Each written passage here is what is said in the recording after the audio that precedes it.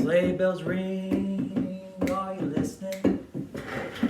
Ho! You got the spirit, Ed. Happy holidays. This is our pre-Christmas virtual tasting. For those of you that don't know, we taste here in person at Old North State Winery every Thursday at 6 p.m. For those of you who can't be with us, we do a little virtual taste along. You come in, you pick up your tasting kit, a couple bottles of wine, and you go home and watch us and laugh. Couldn't be easier. We're easy to laugh at. Yeah, this is not a quality production, but it is a production. It is a production nonetheless. Oh, we're losing somebody. That really bothers me now. I see that is, sorry. You want us to just start over? No shit. That's just the keeping it real. This couldn't be any more authentic. Is there anything else you want to change before we... I can't get started. Okay. But that one thing was I was not going to be able to concentrate on this amazing wine because it was all I could think about. Did you was notice how that was out there. Chef, you didn't that. I do. So you may notice this, or maybe not. We don't rehearse these and we don't edit these.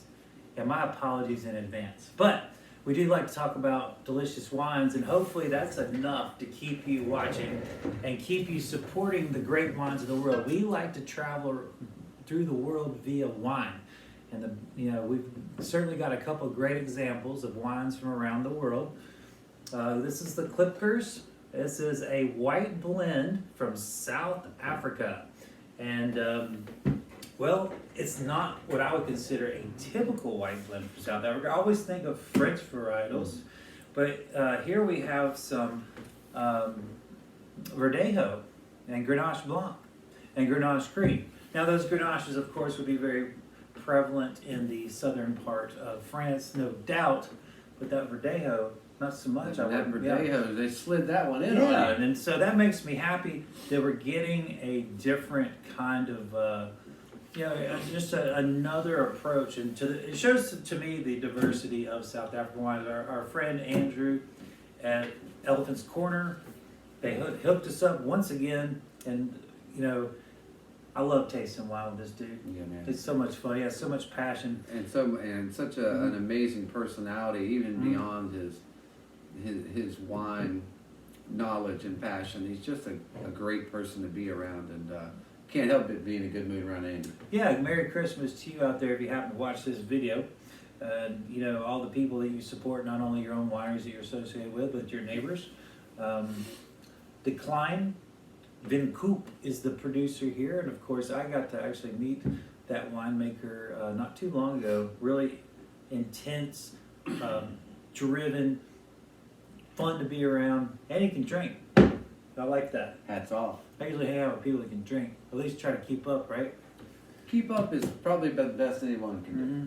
Yeah, so let's talk about the wine instead of me just rambling on. That's really why you're diving into this. And it is really interesting, Chef, to see that greenish hue in this glass. Yeah. Isn't that great? This wine was harvested early in the morning, cold pressed, so to really retain the brightness, the fruitiness. It's also spent about 3 months with occasional stirring of the leaves, which gives it a little bit more body, I would say. This is much more tropical than I was expecting. It's absolutely fabulous. Great? Fabulous. Yeah. So Chris and I love Sauvignon Blancs from South Africa. This is definitely not in that profile. This is more of a tropical. The crispness is, but the florality. Yeah. I mean, it's got honeysuckle on the nose, kiwi and lime, and it is just tropical. Big time. Lychee. Yeah. It's got all the things that you would think about when you think about tropical flavors. Plus, there's that little. You named a lot of green things. There's that cantaloupe. That. Maybe honeydew, maybe? Yeah, absolutely. Especially towards the Rhine, maybe? Towards the Rhine, papaya too, I would say. Sure, yeah. Like those are one of my favorite salads is that green papaya salad. That green papaya salad, yeah. And it's got a little vegetal added to the fruitiness. And only you can taste that after they've dumped Thai chilies on it. But your palate can differentiate these nuances. after a level 3 hurricane in your mouth with those Thai chilies. But you know, growing up eating the spicy stuff, you know, it's just there. I mean, it's Sure. like, that would be like Tabasco to them. So I mean, they're still going to have plenty to pick up on it. But this is a beautiful, bright tropical wine. What fun! Yeah, and it's super clean. It's Very, you know what I very mean? It's clean. like And salty. Laser. It's got some great Yeah. salinity to it. Yeah. I mean, it's just the acid. there's and maybe a hint of chalk even. I would Just go maybe a along little dusty. all day long. Yeah, just like when if you just took a couple of racers and popped them. Yeah, just pop them in the. Yeah, a little poof. So what we have here is certainly a different white wine than we have typically had from South Africa. You know, we've been really into the Sauvignon Blancs and the Chardonnays, and you know, of course, Chenin Blanc is what they're known Chenin for, Blanc, or yeah. at least in years past. But I'm certain that they'll always have that kind of Steen tag, the name that they call their Chenins down there. But long term, I really do see more and more diversity there. Plus, you know, when you have things like this, they're so delicious and unique. It bodes well for it, and you know, of course, it makes sense because of their, you know, surprisingly diverse climate there in South Africa. You know, that's another thing we don't probably well, God knows we talk about everything enough, but the you know, that is one wild ecosystem down there. I mean, you can just hop on your bike and it feels like you're in 4 different continents in an afternoon. Sure, yeah. So I mean, it makes sense that you get such a wide range of flavors and profiles from this, and you're able to plant such cool, different varietals. I mean, it's just fascinating. Yeah, if I was trying to describe this, you know, if I was maybe doing a blind tasting, it would certainly be reminiscent of a Spanish white. But, however, I don't know that I could get to Spain with this because it's just. Maybe extreme coastal Spain. But this is just a really yet another fun wine, another delicious wine. To me, it's more Portuguese. Sure. Than Spanish. I mean, it has. I don't know. This wine Approaching almost, it has so much green in it. It Yeah. almost be Vino Verde, but it doesn't have the. But I always get like, it's so fruity. It's almost sweet Vino Verde, but this is. There's so much, like you said, you rattled off 3 or 4 green items, and they're definitely all over this. But it's still creamy enough with the, like we were talking about, with the ripe melon and papaya, Yeah. maybe even a little banana in this. You know, wouldn't be a stretch. A green banana. Banana. underripe banana. The time on lees certainly helped, fill this out. Absolutely, it's got a great mouthfeel. It doesn't dissipate at the end of a drink as you let it sit and it goes away. It lingers. You know, it doesn't die on you right there on the palate. Great wine. I would imagine this would be good with all kinds of things. Anything green, probably most any seafood. Well, it's going to go especially good with lime marinated kampachi. Well, there's that. Is that what you're just slinging together? Slinging, well, you don't. I don't even know where it happened. I mean, that's just like it just popped. That's pretty impressive. A little ceviche. Wow. Great. Yeah. Very You know, good. I gotta work on the fly here. You know, I gotta be nimble and ready. That's pretty impressive. So yeah, we'll do a little olive oil, a little lime, maybe a touch of shallot or garlic, marinate that beautiful kampachi that came in today. It's gonna be delicious with that. Yeah, the seafood has been just through the. I mean, I just can't believe how great and consistent it's been over the last several months. It's been wonderful. We have great purveyors, and who partner with great captains who have a lot of exclusivity. Excuse me, which you know, in turn, which benefits us. You know, when they know they can count on us to buy fish, they can count on themselves to support captains who can count. You know, everybody can count on each other all down the chain, and at the end of the day, we all benefit. Yummy. Yeah, this is just terrific. So the Klipkers, that is this wine's named after a little tree that grows in the mountains, and it has beautiful fruit that the little wildlife and deer get to enjoy. So it's kind of named after. Nice. You know, it's the way Andy explained it to me, like these trees will just pop up in crevices and rocks. They're so determined Nice. to live and grow down there, and so I think really to me what it kind of reinforces is there's a great deal of mineral influence here, and I'm wondering if that's why they chose to name this wine after that. It's because of the mineral influence. Well, certainly A tree, picture a tree living in a rock, living in a rock. basically. Well, and I always notice things like that. I just think it's so cool when you're in a city or in a big concrete area. You can always look over and see a dandelion. Right. Just in a sea of concrete. Yeah. Just a big, Yeah. You just try and stop me. Try and stop me. Yeah. Like our little, we've got a couple of volunteers with the birds have spread seeds and stuff around the winery and from plants and our planters and from other places. We have these little volunteer flowers all over the place, and they're just like, I'll grow wherever I want. Well, I think it was 2 years ago we had a cantaloupe vine. We did. That popped up. Popped We up. had a Corn. tomato. There's corn. I mean, actually, Craig harvested some corn Yeah. and transplanted some to his house, and but yeah, it's just nature is so much more powerful and determined Yummy. than we give it credit for. Really impressive.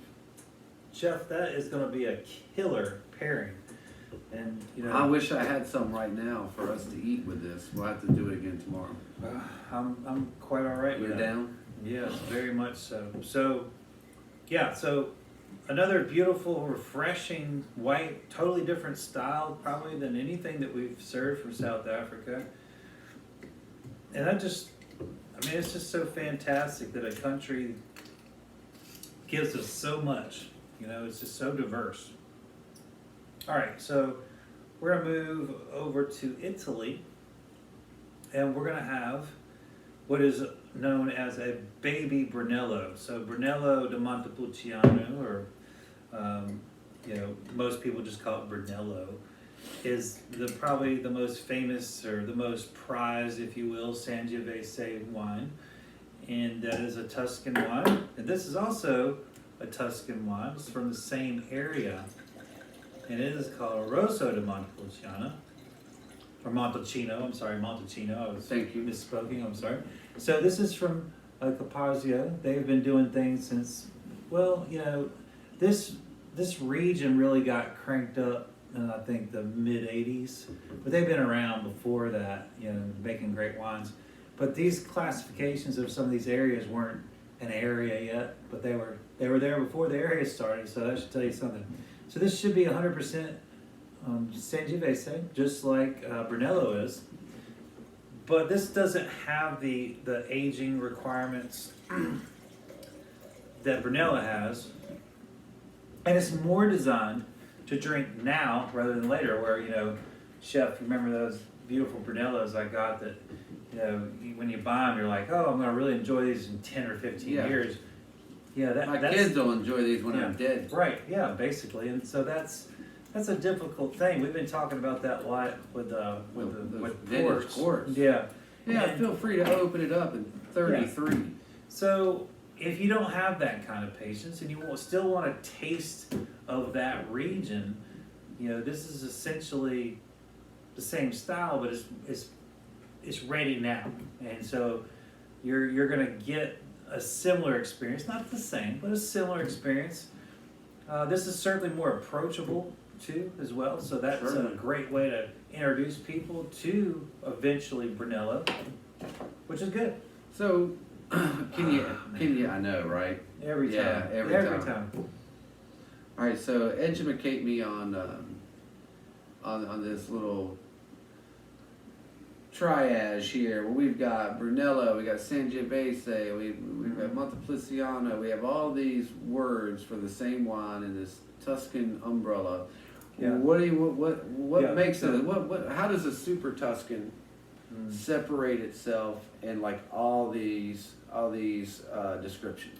Yeah, like, I need a Yeah. like a little path to walk down here. Well, I misspoke on the Montepulciano. It's Montalcino. Montalcino, forget it. But you know that is an area, and so So the montalcino is the area. Yes. Okay.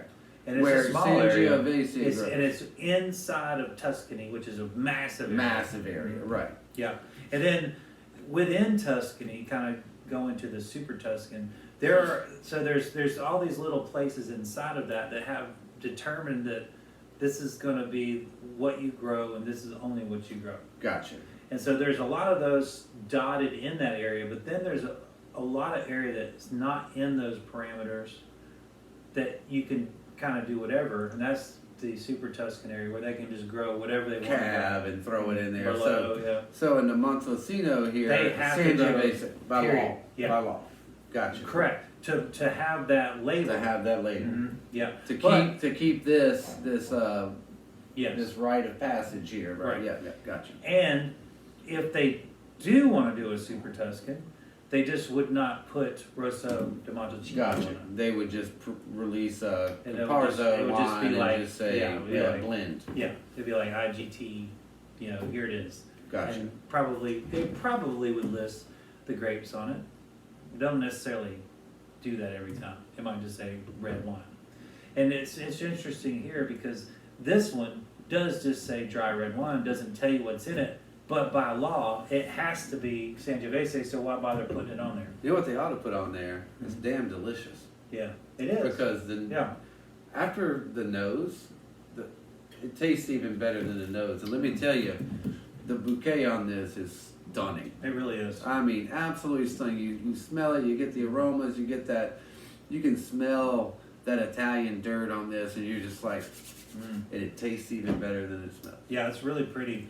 It has a lot of elegance to it, but just like I always find, even in the daintiest of Italian wines, which are few and in between, but they Both always, of them. Yeah, they always have some kind of rusticness to them, something that's just, it's not too perfect, so that it, like I think wines can be like so perfect that they're just not memorable.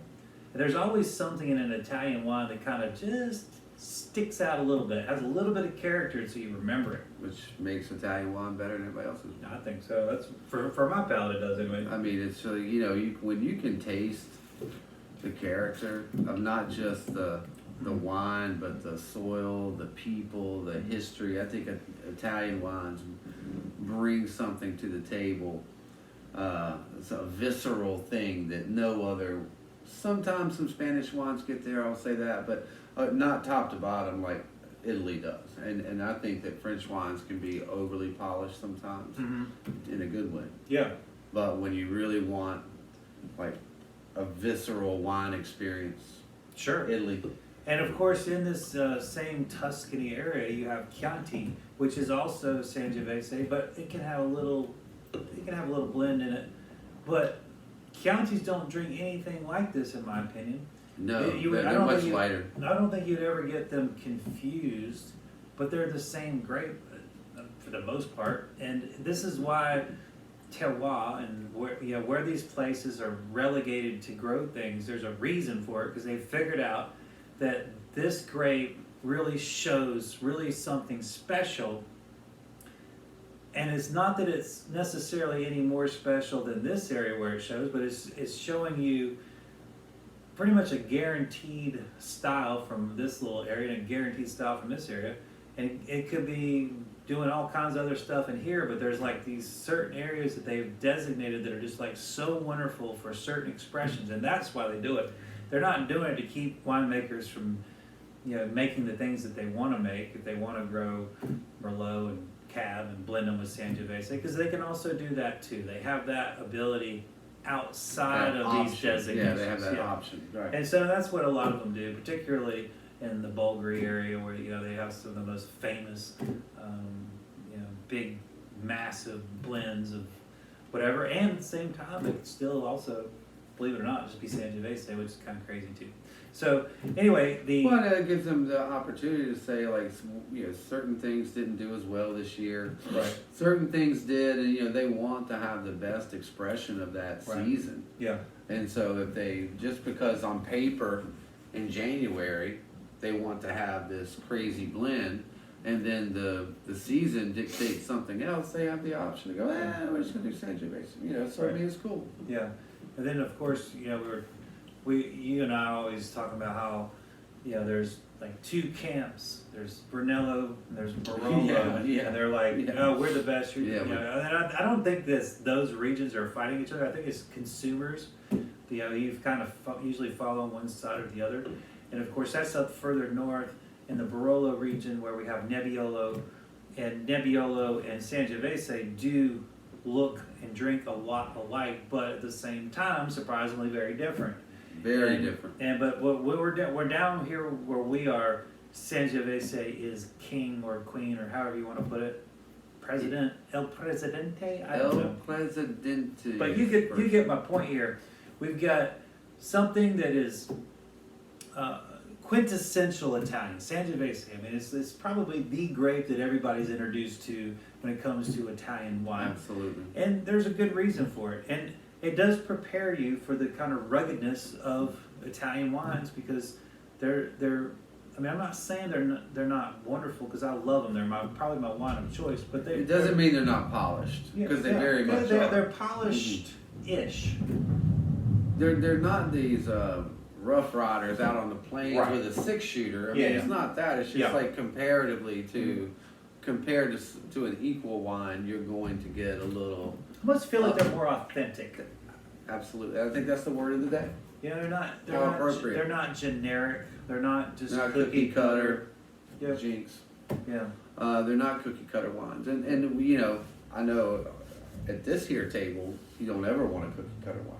Mm-mm. So not that they don't have their place, but Sure. they just don't have a place right here. Yeah, and these are the kind of wines that Chef Chris and I will be pairing at chef tables. These are phenomenal food wines. They're wines that should be talked about and revered, and they're also wines that you're really not going to see out there in mass amounts. So it does take someone like you guys out there that are looking for wines, that want experience, wines that give you more of an experience and not just something to, I mean, you can guzzle them. I mean, we're going to guzzle them, but they can also be very cerebral. Well, we're going to guzzle them after we break them down. Sure, yeah, absolutely. And, this, if I was going to, tell someone about this wine, really floral and intense fruit, almost candied fruit on the nose. Big red candied fruit. It is absolutely wonderful. You could literally just smell this all day and you'd be happy. Yeah, I mean, like if they made a candle out of this, it would sell. They'd sell a million of them. Just like one of those Zen air fresheners, like for people with a lot of anxiety. Yeah. If you just had this bouquet, like in a time release aerosol, you wouldn't have anxiety anymore. Well, you might have anxiety about not having enough wine. Yeah, you might. But I mean, it would like settle you right down. Oh yeah, and just it really follows through on the palate. I don't think it's as intense floral on the palate, but it still is some. The fruit isn't candied on the palate. It's more of a kind of leaning towards the cranberry or underripe strawberry, that bright red, and absolutely bone dry, which I adore. I mean, it's perfect. Yeah, it's absolutely perfect. Just a hint of you get a tannins dry right wine with a juicy nose. I mean, I mean, it's perfect. Little of those dusty tannins on the tongue, but really not spreading throughout. So it's not obtrusive anyway. This is also, I would think, Chef, I would be okay serving this with probably some salmon. I think it could do that all day long. Particularly with if it was an Italian style dish. All day long. Go together. But with that being said, I guess we gotta give them something to go with. Well, I forgot what it tastes like. So you better double check. Like if I'm gonna, I mean, I'm under the gun here about a perfect pairing. So I don't. Pressure. Sorry. You need to focus. So if I don't remember what it tastes like, I mean, that would be a rookie mistake. We're gonna go duck. Ooh, yes. So we're gonna do a Margaret duck, and because of the cranberry, we're gonna do a balsamic cranberry relish with the duck. May finish it with a little orange. I'm picking up the orange on that. Because I was right when you said that, I was getting kind of I don't want to say pithy, but maybe like the oil. The oil, yeah, like after you're done Because the oil's not zesting sweet. it, The oil's not sweet, right? After you're done zesting it, Yeah. like what's left on your hands from handling Yeah. all the white and getting all the. But it was like, it was funny because I was just sitting there trying to digest it, and then you said it, and it was like, ding, turkey's ready. Come on Ding, in. ding, ding! Yeah. Come on in. Yeah. So that is one of the fun things about tasting wine with your friends or your family or perfect strangers, however it is. But sometimes it's hard. You tasting something, you can't quite get there, and then your drinking buddy will mention something like, that's what it Or was. it's the I same knew time, the that. same I knew time. that, but I just couldn't get there. So that's why, I mean, don't get me wrong. I taste a lot of wines by myself because that's what I have to do for a profession. But I always do enjoy having someone across from me to bounce ideas off of. Everybody tastes differently. And sometimes it's just to reinforce what you already were there, and you're like, oh Sure. yeah, thank goodness. Yeah. It doesn't have to be a voila moment, but Or as our buddy Skip Eckenrod always will yell out when I say, "What are you getting out of this wine?" He'll just say, "Cauliflower," and he's just kidding around. But man, it's funny every time. It's still funny every single time. But all joking aside, it really is fun, right or wrong, to exchange ideas on wine. I think that's another great thing about wine. Nobody's wrong. Well, and see, that's another thing. It's like, He could actually be getting cauliflower. you know how the police will say one of the hardest things to do is to do witness statements, because 10 people watching the exact same thing happen without any distractions will give you 10 versions Sure. of what they all saw simultaneously. And it's like, you pour this for 10 random strangers, 10 profiles. My cousin Vinny, Yes. when he's interviewing all those I guess I don't know what you call them, country Yeah, folks, I guess. country folk. And they were all have these crazy interviews. Anyway, but I absolutely agree with the chef. It better be There- made of some sort of cloth. This is certainly something. When you have a wine like this, you're going to get a lot of different reviews of it or impressions of it, and that's okay. We don't really have to all agree on every single thing in the wine, but I think what we can do is see what the other person sees in it. So Well, I'm glad you're so gracious and accommodating and neutral, because I'm going to tell everybody else they're wrong. well, it's just like politics, I guess. What do you mean you're getting that out of there? Here, get out of here, you're crazy. Yeah. That's why you deal with the people folk. You've got the people skills. Well, I don't know if I got skills, but I do understand most of the time where they're coming from. And boy, we had a bunch of them come in today. And yesterday and tomorrow and It's tonight. been crazy at the restaurant. Nuts. No one's working. Everybody wants to go out and have a good time, and we're very, very fortunate that they want to come here. We're almost so incredibly blessed that we're not going to be open on Christmas Eve night because the phone keeps ringing and wanting to know if we're going to be open on Christmas Eve Just night. keep that information to yourself. Oh yeah, don't tell anybody.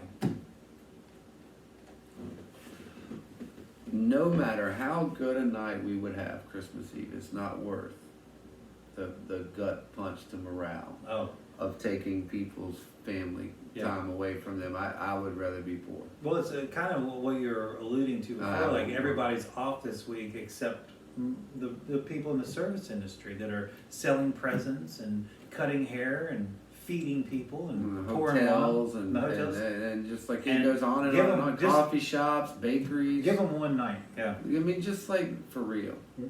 You know, you can cook. One night. You can do it out one night. And if you can't, go somewhere else. But I mean, like places like this, we're a family place. Our people have been here long. I mean, almost everyone here has been here a long time. A lot of people have young kids, and they have, a bunch of families. You know, you got your wife's family, your family. You may have multiple ex-wife's families family. inside you. You know what?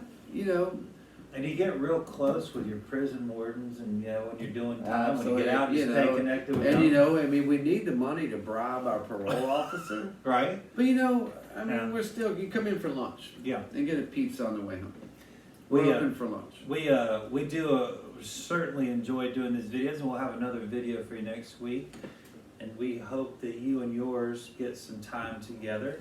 I know it's not always possible, but even things like this, taking the time that we do to connect with you guys, even though we're not with you every time, it means the world. But we to are in us. spirit. Yeah, it means the world to us, and we're happy and privileged to get to do it for you. And we hope that you've enjoyed all these wines. We got one more in 2022, or two more wines. Do more One more wines. video. Yep. And we'll have achieved another 100 wines on the video, 200 in person, and we're just checking the boxes of all. It's crazy to think about it. We've done 1,000 wines, I know, but it's because we love wine. We want people to enjoy it, and you can tell by our production value that we kind of squeeze this in the few moments that we have because we think it's important. And maybe one day some maybe Hollywood producer will come and say, hey, we want to take you to the next level. Then we'll have, the boom guy and the lighting guy and the editor and the engineer. But until then, we'll keep doing these. This is what you get. And Well, I still like Lauren is, she knows how to do the intro, exit, music and things. So I do want to work on a theme song oh boy, because we can actually get that in there. yeah. Well, we'll have to call Mr. Jim Mayberry and get him to write Yeah, some. maybe that'd be a good music idea. for us, That'd be a great idea. Yeah, he's Come up with something great. yeah. Well, hope you have a wonderful holidays, whatever it is you're celebrating. Even if you're not celebrating, I just hope you have a great time this coming week. Drink lots of wine, hug lots of people, and I guess we'll see you soon. Cheers. Beep, beep, beep, beep. Merry Christmas. Jingle bells.